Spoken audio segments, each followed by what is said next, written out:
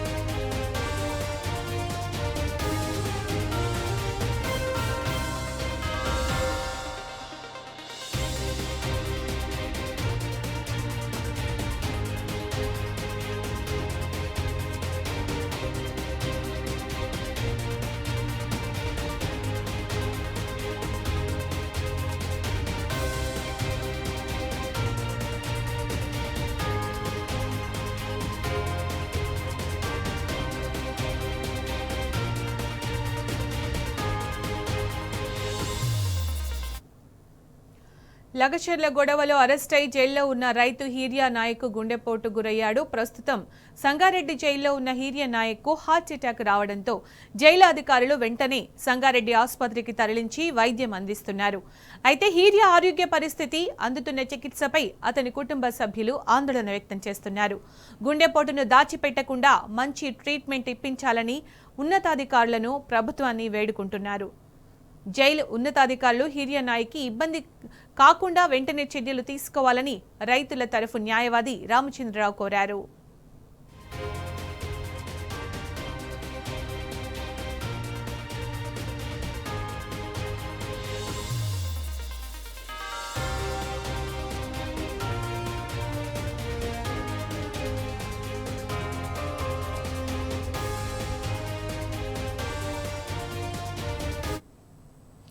ఇదే అంశానికి సంబంధించి పూర్తి సమాచారం మా ప్రతినిధి రంగాచారి అందిస్తారు. రంగాచారి, ప్రస్తుతం ఆ రైతు పరిస్థితి ఎలా ఉంది? అరెస్ట్ చేసిన వ్యక్తి పరిస్థితి?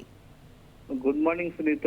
కంది జైల్లో ఉన్న లగిచర్ల భూబాధితుడు హీరియా నాయక్ కి ఈ రోజు ఉదయం తెల్లవారుజామున 5 గంటల ప్రాంతంలో గుండెపోటు వచ్చినట్టుగా తెలుస్తున్నది. ఆయనకు తీవ్రమైన అస్వస్థతకు గురవుతున్న సందర్భంలో అక్కడ పోలీసులు మొదలు జైల్లో ఉండేటువంటి అధికారులు ముందుగా ఈసీజీ తీసినట్టుగా తెలుస్తున్నది. ఈసీజీలో కొంత ఇబ్బందిగా ఉన్నట్టు అర్థమైన వెంటనే ఆయనను అగమేఘాల మీద వెంటనే ఆయనను సంగారెడ్డి ప్రభుత్వ ఆసుపత్రికి 2D ఈకో తీయడం ద్వారా ఆయన పరిస్థితి ఏంటో తెలుసుకోవడానికి తీసుకుపోయినట్టు తెలుస్తున్నది. అక్కడి నుంచి మరి గాంధీ హాస్పిటల్ తీసుకువెళ్ళిందా లేక హాస్పిటల్లో ఉన్నాడనే విషయం మాత్రం స్పష్టంగా చెప్పడం లేదు. లోపల ఏం జరుగుతుందని చెప్పడానికి కూడా వాళ్ళు సందేహిస్తున్నటువంటి పరిస్థితి కనిపిస్తుంది. అటు జైలర్ కూడా ఇటు పోలీసు అధికారులు కానీ స్పష్టమైనటువంటి విషయాన్ని సమాచారాన్ని ఇవ్వడం లేదు. అంటే దీన్ని బట్టి మాకు స్పష్టంగా అర్థమవుతుంది లగిచర్ల బాధితునికి పరిస్థితి కొంత విషమంగా ఉన్నట్టుగా అర్థమవుతూ ఉన్నది.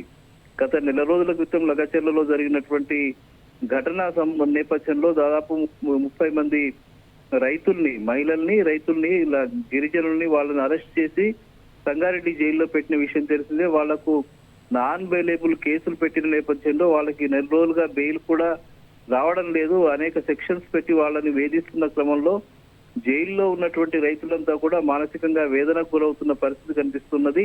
అందులో భాగంగానే ఈ ఈరియా నాయక్ కూడా ఈరోజు తెల్లవారుజామున గుండెపోటు వచ్చినట్టుగా తెలుస్తున్నది. అయితే జైలర్ మాత్రం ఇది స్పష్టంగా చెప్పడం లేదు. ఈరియా నాయక్ అనే అతనికి వచ్చింది వాస్తవమే, కానీ అతను ఎక్కడి వాడనేది ఇంకా చెప్పడానికి మాత్రం ఆయన సందేహిస్తున్న పరిస్థితి కనిపిస్తుంది. మనకున్న సోర్స్ ప్రకారం తెలుసుకున్న దాన్ని పట్ల అతను లగచర్లకు సంబంధించిన రైతు అనేది మాత్రం చాలా స్పష్టమైపోయింది. ప్రస్తుతం అయితే అతను సంగారెడ్డి ప్రభుత్వ ఆసుపత్రిలో చికిత్స పొందుతున్నట్టుగా తెలుస్తుంది. ఆయన పరిస్థితి కనుక విషమంగా ఉంటే అక్కడి నుంచి గాంధీ ఆసుపత్రికి కానీ ఉస్మానియా హాస్పిటల్ కానీ తరలించేందుకు ఏర్పాటు చేస్తున్నట్టుగా తెలుస్తున్నది. అయితే ఇది పూర్తిగా ప్రభుత్వము ఒక దాష్టీకానికి రైతులు బలవుతున్న పరిస్థితి కనిపిస్తున్నది. రైతులు మానసికంగా వేదనకు గురవుతున్నారు. అసలు చేయని నేరానికి వాళ్ళు జైలులో మగ్గుతున్నటువంటి పరిస్థితి కనిపిస్తూ ఉన్నది. వాళ్ళ భూములు ఇవ్వమని చెప్పి ఫార్మాసిటీకి సంబంధించిన భూముల్ని సేకరించడం సరైనది, మా భూములు సేకరించడం సరైనది కాదు. ఇవి బంగారం పండే పంటలు, మేము ఈ పంటల మీద ఆధారపడి జీవిస్తున్న వాళ్ళము, భూమిని సాగు చేసుకుని జీవిస్తున్న వాళ్ళము. రంగాచారి, మీరు లైన్ లో ఉండండి. ఇదే అంశానికి సంబంధించి మనతో మాట్లాడడానికి న్యాయవాది రామచంద్రరావు గారు ఫోన్ లైన్ లో ఉన్నారు. నమస్తే అండి రామచంద్రరావు గారు. ప్రస్తుతం లగచర్ల బాధితుడు హార్య నాయక్ పరిస్థితి ఎలా ఉంది? హీర్య నాయక్ అలాగే దాదాపు నెల రోజులు కావస్తోంది, వీళ్ళంతా కూడా జైల్లో ఎలా ఉన్నారు? అప్డేట్స్ ఏంటండి? చాలా మందికి ఆరోగ్యాలు బాగలేవు, ఇంటి దగ్గర కుటుంబాలు అంతే బాధపడుతున్నాయి, వాళ్ళు అక్కడ బాధపడుతున్నారు. రాత్రి హీర్య నాయక్ అనేట ఆయనకు హార్ట్ అటాక్ వచ్చింది. సంగారెడ్డి హాస్పిటల్ కు జైలు నుంచి తీసుకెళ్లిండ్రు. హార్ట్ అటాక్ అని హాస్పిటల్స్ వాళ్ళు కన్ఫర్మ్ చేసేసిండ్రు. అయితే ఇప్పుడు గాంధీ హాస్పిటల్లో జాయిన్ చేయడానికి వాళ్ళు ప్రయత్నం చేస్తున్నారు. అంతేకాకుండా మేడం, ఇప్పుడు అక్కడ ఉన్న వాళ్ళలో రాఘవేంద్ర అనేట ఆయనకు బాగా ఆరోగ్యం క్షీణించింది. బసప్ప అనేట ఆయనకు ఆల్రెడీ హార్ట్ అటాక్, ఇంతకు ముందు కూడా స్ట్రోక్ వచ్చిన ఆయన ఉన్నాడు. ఆయన కూడా చాలా ఇబ్బందికరంగా ఉంది. ఈ వార్త బయటికి పోకుండా వాళ్ళు ప్రయత్నం చేస్తున్నారు. ఆయన కూడా మనకు తెలిసింది. మా క్లయింట్స్ కాబట్టి వాళ్ళు మొత్తం రోజు ఇంటి దగ్గర వచ్చి ఇక్కడ పెద్ద వాళ్ళు ఏడుస్తుంటే వాళ్ళ కోసం చూడలేకపోతున్నాం మేడం. ఏం చేయాలి? అసలు దీనికి ఇన్ని రోజులు వాళ్ళని జైల్లో పెట్టి వాళ్ళని ఇంత అవస్థల పాలు చేయాల్సిన అవసరం ఉందంటారా? అసలు ఈ సిచ్యుయేషన్ అంతా చూస్తుంటే మీకేమనిపిస్తుంది? మీరు చెప్తున్నారు అంటే బాధితులు ఎవరైతే ఉన్నారో అరెస్ట్ చేసిన వాళ్ళు, వాళ్ళ సంబంధించిన వాళ్ళందరూ వచ్చి రోజు మీ దగ్గర గోడు వెళ్ళబోసుకుంటున్నారు, మీకు బాధేస్తుందని. సో అసలు ఇంత అవసరం ఉందంటారా వాళ్ళని ఇంకా రిలీజ్ చేయకుండా అలాగే పెట్టుకోవడం? చాలా అన్యాయం మేడం. అసలు అవసరం లేదు.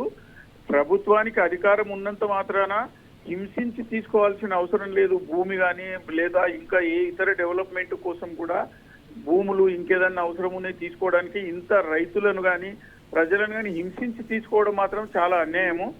ఇప్పుడు ఆ ఫార్మాసిటీ అనేది క్యాన్సిల్ చేసుకున్నారు కదా మేడం, దాన్ని విరమించుకున్నాక కూడా కేసులు విరమించుకోకుండా ఇంకా కూడా వాళ్ళను అరెస్టులు చేయడం అనేది చాలా అన్యాయం. ఇది నెల నుంచి మేము బెయిల్ కోసమని వికారాబాద్ కోర్టులో వేస్తే వికారాబాద్ కోర్టు 20 రోజులు పెట్టుకొని 4 బెయిల్ డేట్లను అడ్జస్ట్మెంట్లు ఇచ్చుకుంటూ పోయి 5వ డేట్లో విని మొత్తం ఆర్గ్యుమెంట్స్ అన్ని విని ఆర్డర్స్ పెట్టుకొని ఆర్డర్ల రోజు మాత్రం ఏం చెప్తారంటే ఇది మా జ్యూరిడిక్షన్ కాదు అన్నారు మేడం. ఇది దీంట్లో కూడా చాలా బాధాకరమైంది ఉన్నది.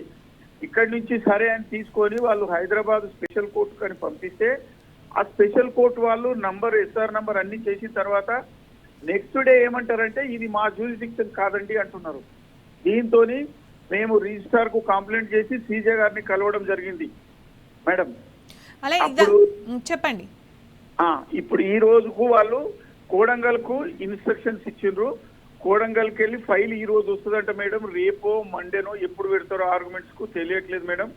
ఇంత దిక్కుతోచని పరిస్థితులు ఉంది న్యాయ వ్యవస్థ కూడా. అంటే మరి ప్రభుత్వం ఇంత అన్యాయంగా ఎందుకు ఏం సాధించాలని చేస్తున్నారో అర్థం కావడం లేదు మేడం.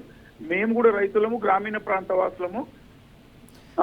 మొత్తం ఈ వ్యవహారంలో కక్ష సాధింపు అనేది చాలా స్పష్టంగా కనిపిస్తుందంట రామచంద్రరావు గారు, అంతేనా మేడం? మొత్తం ఈ వ్యవహారంలో ఆ లగచర్ల బాధితులు ఎవరైతే ఉన్నారో, రైతులు ఎవరైతే ఉన్నారో వాళ్ళపైన కక్ష సాధింపు చర్య కనిపిస్తుంది. ప్రభుత్వం కక్ష సాధింపు చర్య చూపిస్తోంది. అవును మేడం. ఎందుకోసమో తెలియదు, ఎవరి మీద ఎవరిని టార్గెట్ చేయాలనుకున్నారు కానీ అందులో అది నిజం లేదు. వాళ్ళు అనుకున్నది సాధించలేకపోవడంతో కేవలం రైతులను మాత్రము అన్యాయం చేస్తున్నారు మేడం. ఇది రైతులను సాధించడం మాత్రం చాలా అన్యాయం. వాళ్ళకైతే ఈ పోలీస్ వాళ్ళకి కానీ ఈ అధికారులకు ఎవరైతే వీళ్ళ మీద దౌర్జన్యం చేస్తున్నారో, ఇంత హింసిస్తున్నారో వాళ్ళకి మాత్రం పాపం తగ్గుతుంది మేడం. ఇంకా జైల్లో చాలా మంది ఉన్నారు కదా రామచంద్రరావు గారు. సో మీరు జైలు అధికారులతో మాట్లాడారా? మిగతా వాళ్ళ పరిస్థితి ఎలా ఉంది? వాళ్ళ సిచ్యుయేషన్ ఎలా ఉంది? వాళ్ళు ఏమంటున్నారు? మేము పోయినాము, రైతులతో మాట్లాడినాము. ఆ నరేందర్ రెడ్డి అని మాజీ ఎమ్మెల్యే గారితో మాట్లాడినాము. ఇంకా ఇప్పుడు మాత్రం పొద్దున మాకు లోపలికి వెళ్ళి ఇన్ఫర్మేషన్ వచ్చింది మేడం. వాళ్ళు ఏడుస్తూ నాకు ఫోన్ చేస్తే నేను ఇప్పుడు మాట్లాడడం జరుగుతున్నది మేడం. ప్రెసెంట్ హీరియా నాయక్ గారి పరిస్థితి ఎలా ఉందండి? పరిస్థితి రాత్రి కంటే కొంచెం మెరుగుంది, కానీ గాంధీ హాస్పిటల్ కు తీసుకుపోనికి వాళ్ళు ప్రయత్నం చేస్తున్నారు మేడం. ఓకే అండి, thank you so much Ramachandra Rao. బయటికి ఇది లీక్ కాకూడదు అది అని చెప్తున్నారు. వాళ్ళ మిసెస్ కూడా చెప్పడం జరిగింది. వాళ్ళ మిసెస్ కూడా జైలు కాడికి పోతున్నా మేడం. దీనికోసము రైతుల కోసము ఎంతైనా పోరాటం చేయడానికి ఇక్కడ రైతు సంఘాలు కూడా తయారవుతున్నాయి మేడం.